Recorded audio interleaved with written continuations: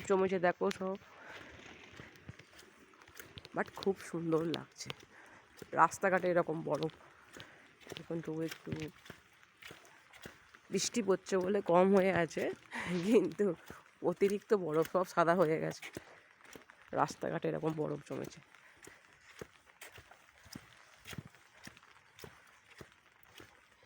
খুব সাবধানে হাঁটতে হচ্ছে, একটু হলেই পুরো পড়ে যাওয়ার মতন ব্যাপার হয়ে যাবে।